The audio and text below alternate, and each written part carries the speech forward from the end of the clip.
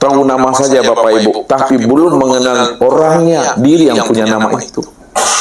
Sebab dikatakan oleh Rasul kepada kita ini, man abdal asma dunal makna fahuwa kafir. Siapa yang hanya mengenal Allah sebatas mengenal nama, mengenal Allah hanya sebatas mengenal lafaz alif lam lam ha, huruf Allah, tulisan Allah, tapi tidak mengenal orangnya.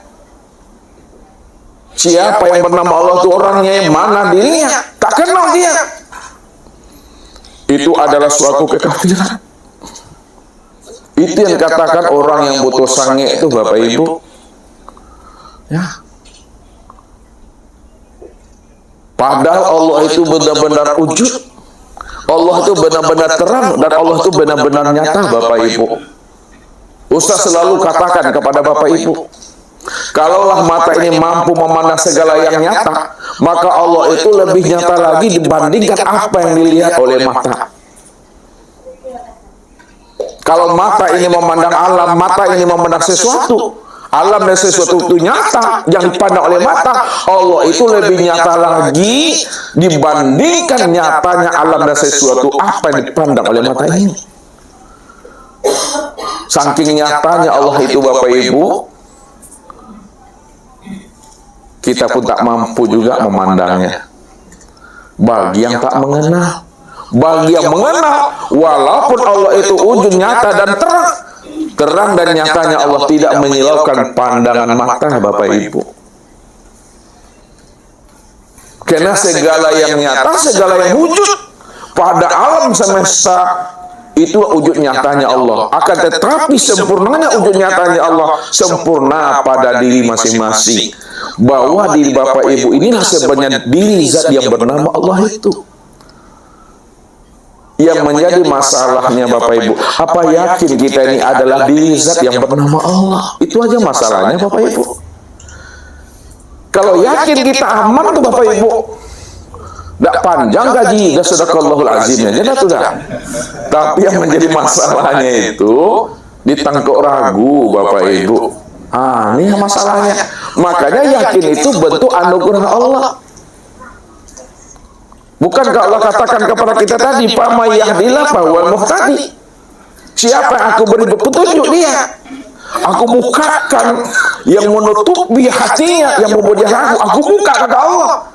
Aku kenalkan diriku kepada dirinya, maka dialah yang yakin akan aku yang sebenar-benarnya, bahwa dirimu bukanlah dirimu. Akan tetapi dirimu bentuk lain daripada rupa diriku. Akulah dirimu, dirimu itulah nyatanya aku. Walaupun kita dikatakan orang, tapi orangnya kita bukanlah wujud nyatanya kita. Walaupun kita dikatakan manusia, tapi manusianya kita bukanlah nyatanya akan wujud diri kita. Walaupun kita dikatakan insan, tapi insannya kita bukanlah wujud nyatanya diri kita. Akan tetapi orang, manusia, insan, itulah sebenarnya wujud nyatanya zat yang bernama Allah itu. Di situ Allah bukakan rahasia kita ini. Al-insanu sirri wa sirri sifati wa sifati la ghairi. Insan itu adalah rahasiaku. Rahasiaku itu adalah sifatku. Sifatku itu tiada lain aku, kata Allah. Aku yang dirimu. Dirimu bukan diriku. Aku yang dirimu. Dirimu itulah nyatanya aku, kata Tuhan. Disitulah Allah membukakan itu. Akan rahasianya kepada diri kita ini. Masalahnya yakin atau tidak yakinnya kita itu Bapak Ibu. Bagi yang yakin tidak ada masalahnya. Yang banyak masalah itu bagi yang ragu saja Bapak Ibu. Mati nanti Bapak Ibu. Dikiranya masuk surga, rupanya neraka Bapak Ibu. Tapi kembali ke dunia nggak bisa lagi Bapak Ibu. Ya, nggak bisa lagi kembali.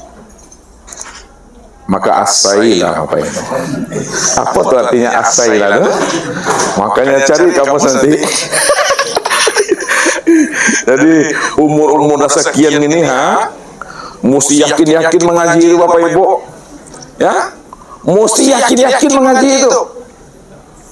Jangan ragu-ragu mengaji Bapak Ibu. Ya, dia takut ragu. Ya, enggak yakin dia. Luar biasa nanti. Ya. Sesat matinya nanti Bapak Ibu.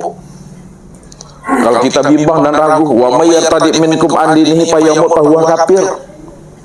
Siapa yang bimbang, siapa yang ragu, kata Tuhan, tak yakin dia bahwa aku ini dirinya itu nyatanya aku. Ditalaknya juga aku, kata Tuhan. Dikeluarkannya aku dari dirinya. Lalu dia mati ketika dia menolak aku di situ. Mati dia ketika dia mengeluarkan diri aku yang wujud pada dirinya. Maka matinya kafir, kata Tuhan. Kalaulah mati kafir Bapak Ibu, siapa yang bisa menolong lagi? Siapa yang akan bisa menyelamatkan kita lagi? Tidak ada satupun yang bisa menolong dan menyelamatkan kita, melainkan hanya Allah Azza wa Jalla sebagai wali mursyid itu. Maka bagaimanapun Allah paksa kita ini untuk mengenal akan dirinya. Percaya tidak percaya, tunggulah nanti, kata Tuhan. Ya, kamu akan merasakannya.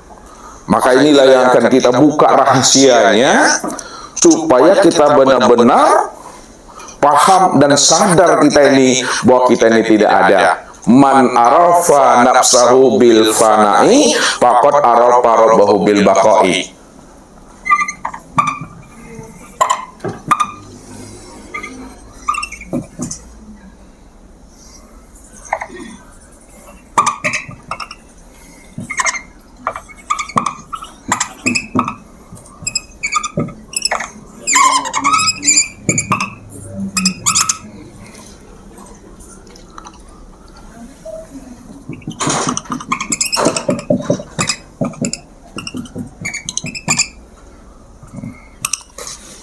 Man arafa nafsahu bil fana'i.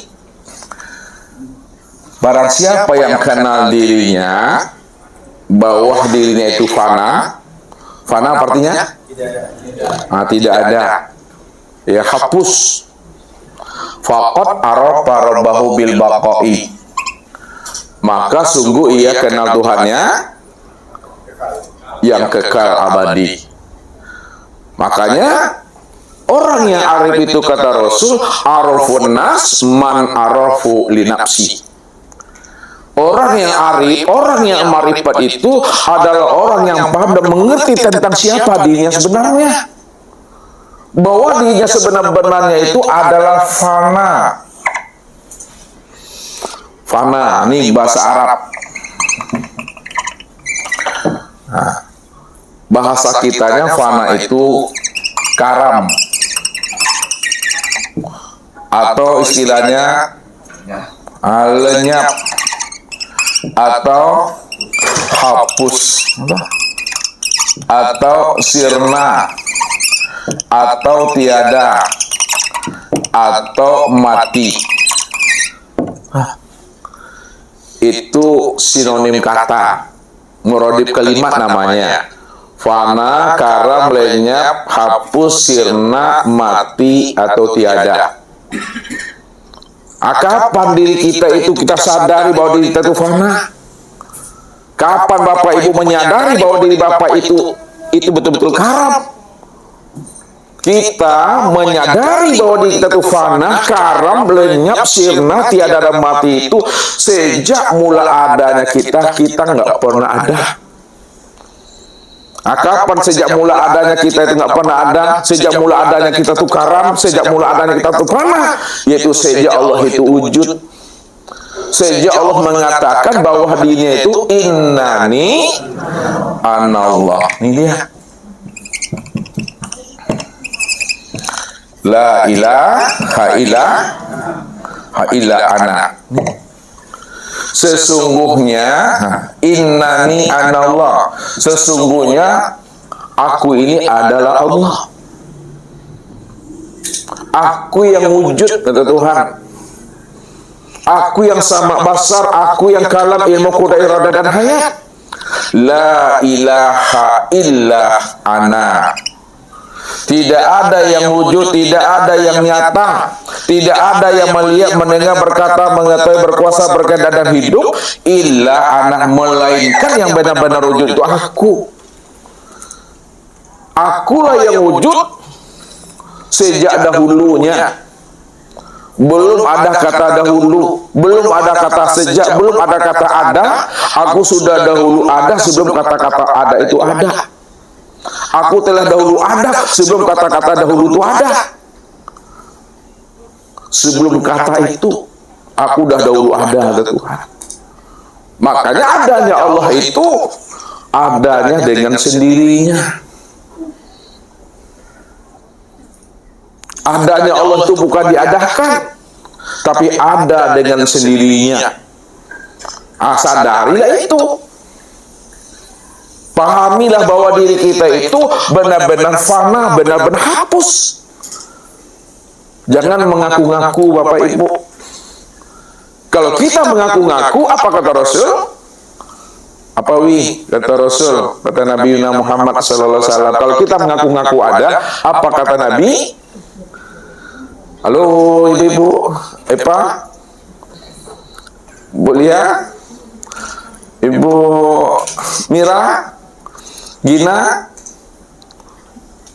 ibu-ibu, Pak Erik. Alhamdulillah, selamat ibu-ibu dengan Pak Eriknya. Terima kasih dengan Pak Erik. Wujuduka zanbun. Wujuduka zanbun. Apa artinya Pak Erik? Adanya wujud dirimu itu adalah Alhamdulillah. Beruntung jo bini Pak Erik dapat Pak Erik mah.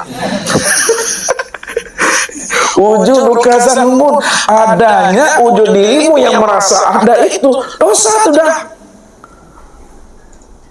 Jadi dikatakan dosa itu ketika merasa, ya, ketika merasa ada itu dosanya Bapak Ibu. Ya, makanya dosa orang makrifat itu ketika merasa ada itu dosa dia. Padahal sebenarnya dia itu fana. Dirinya benarnya itu fana, nggak ada. Tapi dia merasa ada di situ. Ketika merasa ada itulah dosa di situ. Ya. Nah, coba usah antarkan dulu dari bawah ke atas, tarki wa tanazul. Tarki wa tanazul. Itu tarki itu gimana memahaminya? Membacanya gimana tuh Pak Imam? Kalau tarki itu gimana cara pahamnya? Dari bawah ke atas apa namanya? Kalau atas ke bawah, tanazul. Sekarang kita antarkan dari bawah ke atas tentang dosa tadi. Ada namanya dosa orang syariat. Lihat. Dosa orang syariat, dosa orang tarikat, dosa orang hakikat, dan dosa orang makrifat. Ya, semua-muanya ada dosanya. Makanya jangan mengaku-ngaku makrifat. Orang makrifat pun dosa di situ. Kita lihat dulu. Dosanya orang syariat itu di mana letaknya itu Jamal? Di tubuh, ngapa tubuhnya?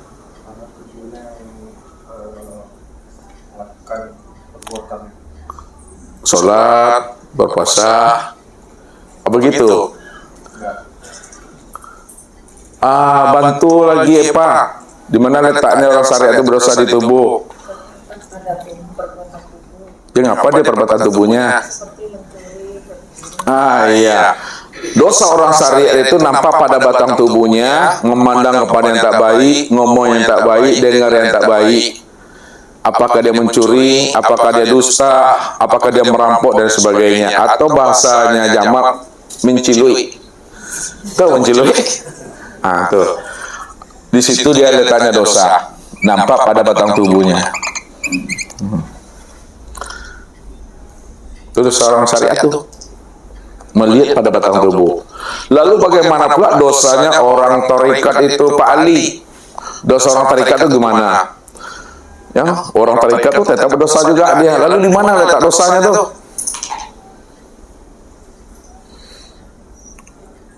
Khalifah bantu Pak Ali.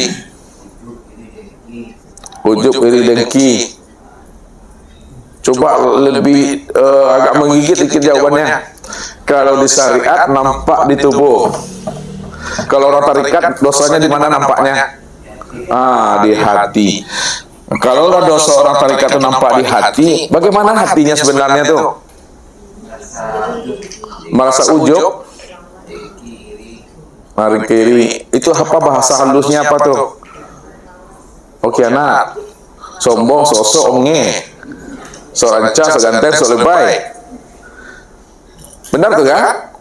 Yang lebih halusnya. Coba gunakan bahasa yang lebih halus di situ. Sehingga dari yang halus itu muncullah ujub, ria, takbur, dengki tadi. Lalu apa dia? Nah, itu dia Bapak Ibu. Dosa orang ahli tarekat itu kelihatan pada hati. Kapan kelihatan pada hati? Pada saat kapan? Pada saat hatinya lupa, lalai, tidak hadir kepada Allah. Itu dosa itu. Sedetik saja Bapak Ibu lupa ingat Allah, dosa itu dah. Kenapa sedetik kita lupa ingat Allah kok dosa? Karena pada saat sedetik itu lupa ingat Allah, berarti sudah ada yang lain kita ingat selain daripada Allah. Bukankah Allah saja yang ada? Dan yang lain nggak pernah ada. Kalau kita mengingat sesuatu, padahal sesuatu tidak pernah ada sebenarnya, lalu kita ingat sesuatu itu, maka sesuatu itulah yang membuat kita berdosa itu. Kenapa? Ada sesuatu, ada Allah di situ. Itu dosanya. Jadi dosanya orang tarekat apa tadi, Bu? Halo? Apa tadi dosa orang tarekat? Ibu pernah berdosa? Oh pernah ya. Dosa apa Ibu lakukan? Dosa syariat atau dosa tarekat? Dosa syariat. Ibu bantu. Ini rombongan apa nih? Rombongan dari anggota dewan belakang ya. Ibu bantu Ibu. Tidak ingat Allah. Jadi dosa orang tarekat itu apabila hatinya ini alpa Ibu. Hati alpa itu hati yang tidak hadir, hati yang tidak ingat kepada Allah, hati yang tidak bersama Tuhan. Itu dosa itu dah. Sedetik saja Bapak Ibu lupa kita ingat Allah, dosa itu dah. Lalu bagaimana pula dosanya orang hakikat, dosanya orang tauhid itu di mana pula letaknya tuh, Mira?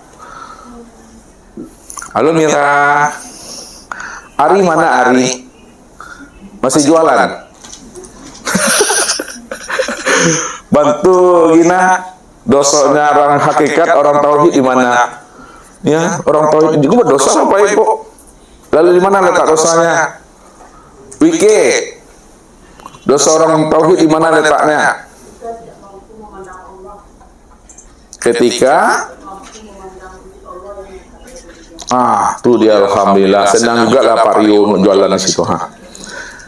Dosanya orang ahli hakikat apabila dia tidak mampu memandang Allah yang wujud dan nyata pada segala sesuatu, maka disitulah letaknya dosa.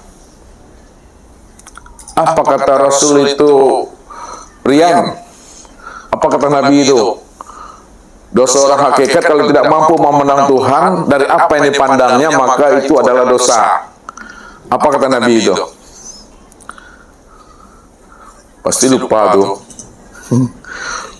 Pak Haji, bantu. Itu galak sih.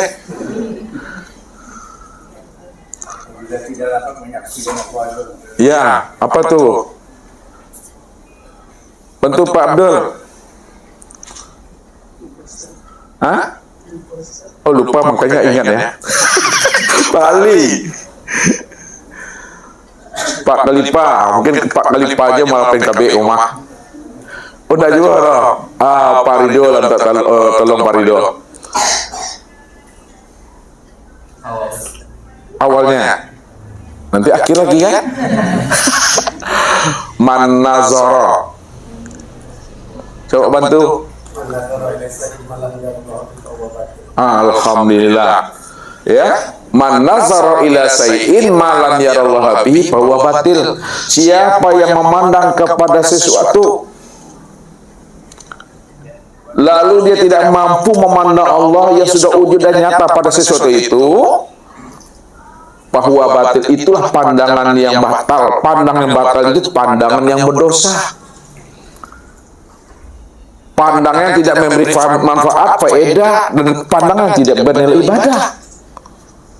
Tidak mampu memandang Allah, padahal Allah itu wujud, padahal Allah itu nyata, padahal Allah itu terang, Allah itu jelas. Wujud nyata dan menjelasnya Allah itu bikulli syai'in muhit. Allah sudah meliputi segalian alamnya. Kalau Allah sudah meliputi sekalian alam, lalu kita tidak mampu memandang Allah yang sudah nyata pada alam, itu pandangan berdosa orang ahli hakikat itu. Ya, kelihatan pada ruhnya.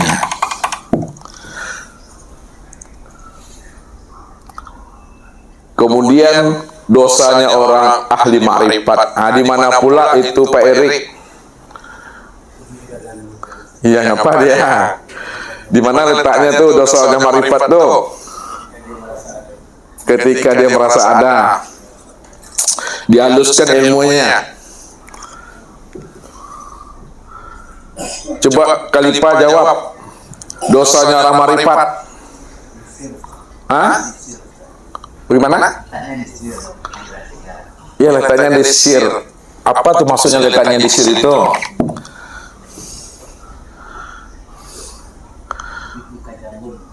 Itu dalilnya. Itu dalilnya tuh. Adanya wujud dirimu itu dosa. Kan dalil tuh. Lalu di mana letaknya dosa makrifat itu dikaitkan dengan dalil tadi? Di mana letak ada dosanya di situ? Kebalikan di situ. Kebalikannya.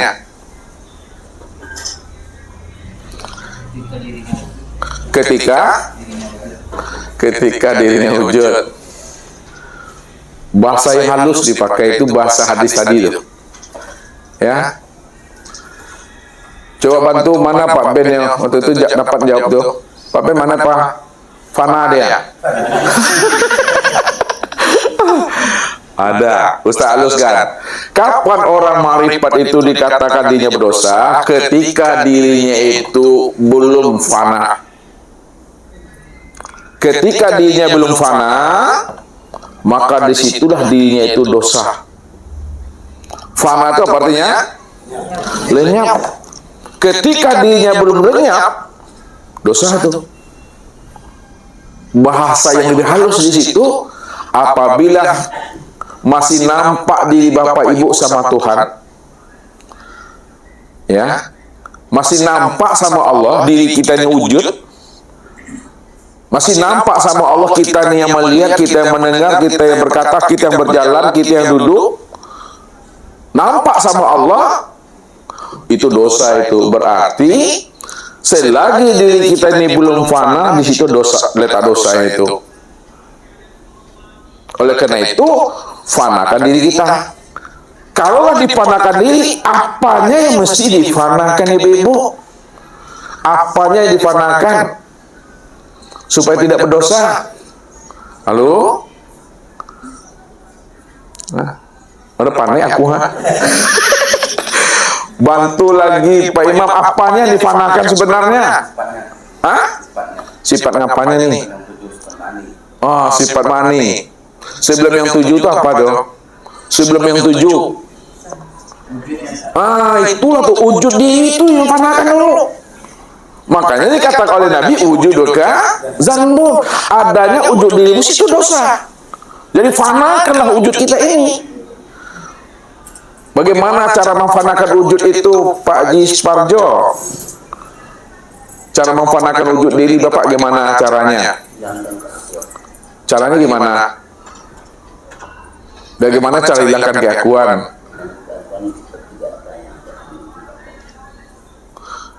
Ya kemana mau dihilangkan keakuannya? Caranya gimana coba? Ustaz mau tahu caranya aja dulu.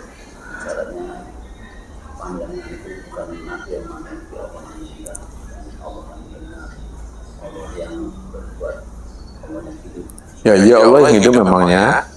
Caranya gimana? Pak Erik bantu. Caranya memang Allah yang wujud, Allah yang memandang, Allah yang mendengar, Allah yang hidup. Memang betul disampaikan beliau. Tapi cara memfanakan wujud kita tuh gimana caranya?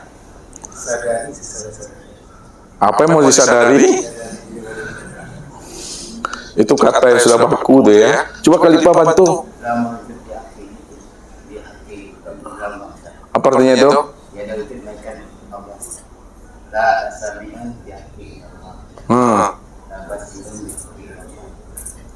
Apa artinya itu? La maujudan bil haqi. Tidak ada yang wujud melainkan yang wujud hanya Allah. Apa maksudnya itu?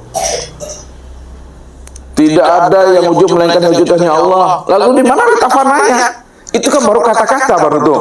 Tidak ada yang wujud melainkan hanya Allah. Apakah udah fana itu atau belum? Itu kata-katanya baru tuh. Cara memfanakan diri itu gimana? Ya gimana cara matikannya tuh?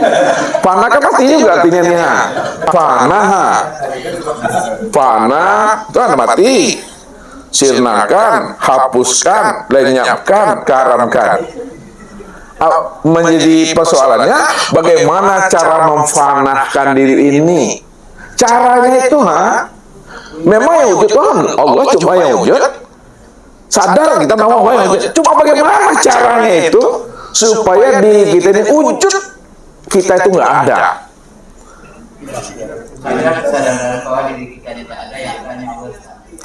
Benar itu tapi salah. Benar tapi salah. Kita ke Allah.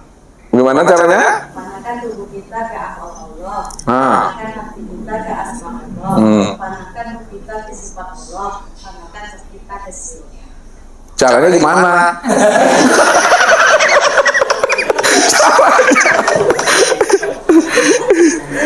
Kita ke dalam wujudnya Allah. Udah. Pasai ya kuat. Tahu arti pasai ya ke? Cari aja sendiri tuh.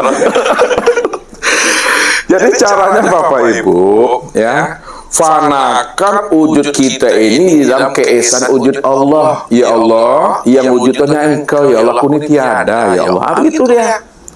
Fanakan, ya, basor kita ini ke dalam basornya Allah. Ya Allah, yang melihat Engkau, ya aku ini tiada buta, ya Allah. Yang mendengar Engkau, ya Allah, aku ini tuli, ya Allah. Begitu dia. Ya Allah, yang hidup hanya Engkau, ya aku ini mati, ya Allah. Jadi fanakan wujud kita di dalam wujud keesaan Allah.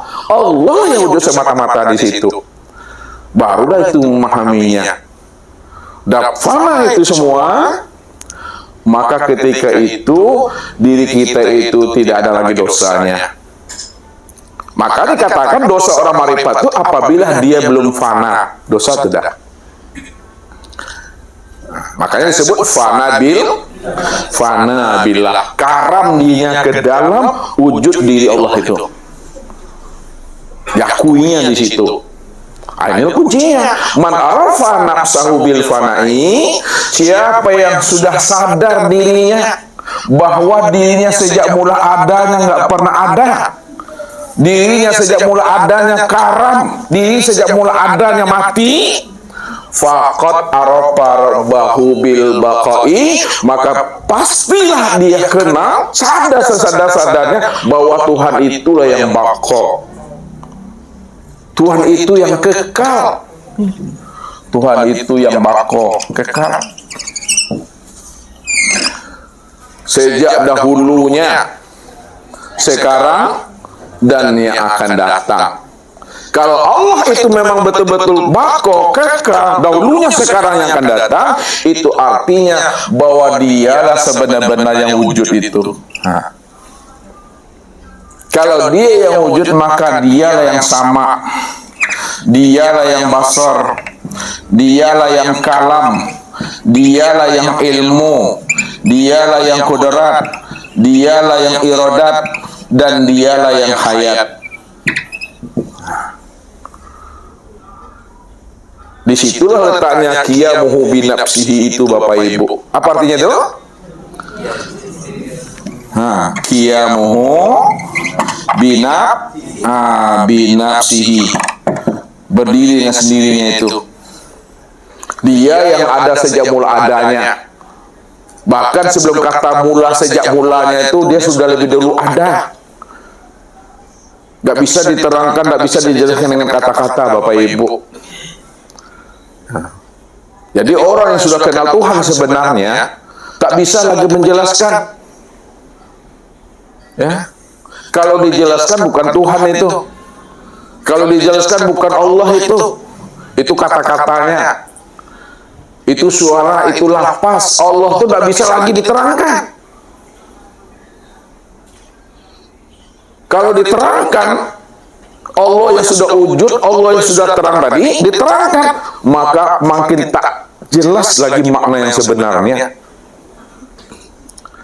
Lain yang disebut, lain yang ditunjuk. Apa maksudnya? Saya selalu contohkan itu.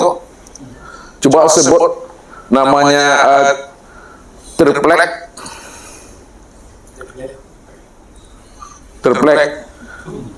Ini apa namanya? Ada papan tulis nih. Kan begitu. Sebut namanya meja, tujuh nanti. Itu artinya apa? Kalau kita sudah paham namanya meja, sudah paham kita namanya triplek, jangan ditunjuk-tunjuk. Apalagi disebut-sebut atau diterang-terangkan. Makna yang sebenarnya, kalau Bapak Ibu sudah kenal Allah, jangan lagi diterang-terangkan, jangan lagi dijelas-jelaskan, apalagi ditunjuk-tunjuk. Cukup dilihat-lihat saja, dipandang-pandang sela, nikmati, rasakan, imani. Dah, tuh. Memang tidak bisa lagi Bapak Ibu dijangkau oleh akal pikiran, oleh ilmu pengetahuan. Karena nggak bisa dijangkau dengan akal pikiran, ilmu pengetahuan, lalu bagaimana menjelaskan akan dirinya itu yang tidak bisa dijangkau dengan kata-kata itu? Maka muncullah suatu kalam untuk menjelaskan dirinya bahwa Allah itu adalah sifat namun tiada bersifat. Lihat tuh. Muncul kalam, muncul kalimat di dalam hati kita menjelaskan Tuhan itu, sesungguhnya Allah itu adalah sifat namun tiada bersifat. Kata namun itu apa bahasanya itu? Namun itu? Allah itu adalah sifat namun tiada bersifat. Apa? Allah itu sifat, akan tetapi tiada bersifat. Bolehlah kalau namun itu dibahasakan, tetapi terserah. Yang penting Bapak Ibu pahamlah namun itu. Tidak usah, jangan paham tuh. Allah itu sifat, namun tiada bersifat. Kenapa dikatakan Allah itu sifat? Ketika kita menjelaskan sudah bersifat, padahal nggak bisa dijelaskan. Ketika kita menerangkan dirinya, ketika kita menciptakan dirinya, dia telah bersifat itu. Sebenarnya yang kita terangkan itu, dirinya nggak bisa diterangkan. Sebenarnya dia nggak bisa dijelaskan. Karena dia tidak bisa diterangkan dan dijelaskan dengan kata-kata, maka dikatakanlah dia sifat namun tiada bersifat. Maka kata-kata ini hanyalah sebagai isyarat saja untuk membukakan paham, menghantarkan pemahaman tentang dirinya. Disitulah dikatakan oleh para ulama, ma yahrudu baina syafatain ilal isyarati wal iktibar. Apa yang keluar dari mulut ini, yang keluar dari kata-kata ini, itu hanyalah suatu isyarat dan iktibar saja. Tapi pahamilah makna di balik kata-kata yang disampaikan itu. Jadi dia bisa dipahami, diambil dengan jalan rasa saja Bapak Ibu. Namun rasa itu tidak bisa diungkapkan, tidak bisa dijelaskan Bapak Ibu. Makanya ketika Bapak Ibu, ketika Ustadz menerangkan Allah, Allah itu sudah bersifat, namun dia tiada bersifat sebenarnya. Ustaz balikkan lagi pertanyaannya. Kapan Allah itu tiada bersifat? Ibu, halo Ibu. Ibu, kapan Allah itu tidak bersifat? Bu Lia? Bu Lina? Ini udah lama kali bersuluk nih. Mana lagi ya? Rani itu, Rani sembunyi juga dia. Ustaz udah terus berdiri nih. Nampak sama Ustaz. Rani, kapan Allah itu tiada bersifat? Ketika apa? Ketika Pak Jeb nggak ada di rumah. Dewi bantu. Ketika iya, Allah itu tiada bersifat ketika tidak disebutkan.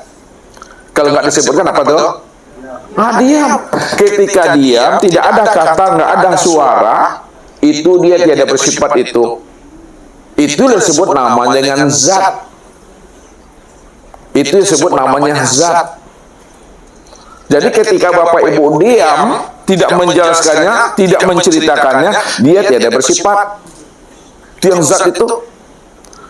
Tapi ketika dijelaskan, maka dia bersifat. Makanya Ustaz katakan Allah itu sifat namun tiada bersifat. Dia bersifat karena kita menerangkannya. Kalau tidak diterangkan, dia tidak bersifat. Diam saja di situ.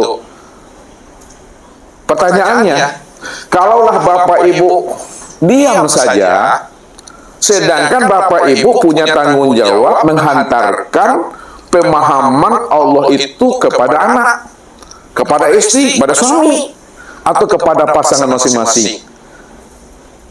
Kira-kira Bapak Ibu, bisakah paham pasangan kita, anak kita itu tentang Allah kalau Bapak Ibu diam saja? Tidak bisa paham. Kenapa tidak bisa paham kalau diam? Karena dia tidak bersifat di situ. Bagaimana menerangkannya? Lalu bagaimana pasangan kita, anak kita mengerti tentang Allah yang kita maksudkan kepada mereka? Caranya di mana? Disampaikan, diceritakan. Ketika kita menyampaikan, menerangkannya, disitulah dia telah bersih. Namun hakikatnya yang bersifat itu tiada bersifat. Itu menghantarkan gajinya. Makanya Ustaz katakan kepada Bapak Ibu, bagi orang yang sudah paham, yang telah sadar Tuhan, tak mampu dia menjelaskan tentang Allah. Orang yang sudah paham Allah, orang yang sudah sadar Allah, tidak mampu memberikan keterangan penjelasan tentang Allah. Apalagi Bapak Ibu ini ragu-ragu dengan Allah. Orang yang sudah paham tidak bisa menjelaskannya. Apalagi orang yang ragu atau tak paham sama sekali, lalu dia sok-sok menceritakan Allah itu. Tambah kabur itu maknanya itu. Aduh Bapak Ibu. Jadi kalau ada orang bercerita Tuhan, dia lebih dahulu kenal Tuhan, baru dia bisa menghantarkan pahamnya. Kalau dia tidak kenal Tuhan, kata-katanya kenal Tuhan, ya, tapi dia sendiri belum kenal Tuhan. Itu namanya berenang di kuli ayi itu Bapak Ibu. Ya. Jadi kalau ada orang bercerita Tuhan, dia lebih dahulu kenal Tuhan, baru dia bisa menghantarkan pahamnya. Kalau dia tidak kenal Tuhan, kata-katanya kenal Tuhan, ya, tapi dia sendiri belum kenal Tuhan. Itu namanya berenang di kuli ayi itu Bapak Ibu. Ya. Ini yang jumpai, ya, salah seorang guru ma'rifat katanya, dia mengaku guru ma'rifat, tapi dia sendiri tidak yakin dengan ilmu yang disampaikannya kepada jemaah. Lucu kan tuh? Dia mengaku guru ma'rifat, tapi dia tidak yakin dengan apa yang disampaikannya kepada jemaah. Kalau dia tidak yakin, apalagi jemaahnya. Ini berenang di kulit air namanya. Kata-katanya ilmu ma'rifat, Allah tuh wujud, Allah tuh sama, Allah tuh basar, Allah tuh kalam, Allah tuh ilmu, Allah tuh qudrat, Allah tuh iradah, Allah tuh hayat, Allah tuh awal, akhir, zahir dan batin. Tapi apa yang disampaikannya, dia masih ragu dengan kalimat itu. Bagaimana orang yakin dengan kalamnya dia sendiri saja belum yakin. Makanya walaupun kalimatnya kalimat ma'rifat yang keluarkannya, belum tentu dia kenal Tuhan. Kata-katanya baru kenal Tuhan, tapi apa yang dikatakannya dia tidak yakin dengan Tuhan itu. Yang mesti dipahami adalah zuk yang Allah berikan kepada kita itu. Ilmu zauk itu yang sebenarnya, yang sudah namanya iman kamil, yang sudah isbatul yakin itu. Tidak bukti kata-kata di situ. Ya, tidak bukti keterangan. Karena dia sudah isbat nama Allah itu sebagai bukti kebenaran itu. Apalagi mesti diungkapkan Bapak Ibu. Itulah iman itu tidak lagi bisa dipengaruhi oleh kalam siapapun Bapak Ibu. Bapak Ibu kalau sudah punya iman yang isbat, iman yang sudah kokoh, tidak bisa lagi diragu-ragukan oleh omongan orang. Makanya kita itu belajar mesti yakin kita. Kalau tidak yakin, hanya ya Bapak Ibu kalau tidak karam. Lihatlah kisahnya Luqmanul Hakim yang mengajari anaknya tentang ilmu istiqomah itu. Ya, ketika beliau berjalan dengan anaknya di pasar Bapak Ibu dengan seekor keledai. Keledai itu tahu nggak Ibu lihat tuh keledai itu apa? Bukan keledai itu, bukan kedelai, tapi keledai. Apa keledai itu? Hah? Apa? Hah? Binatang apa dia?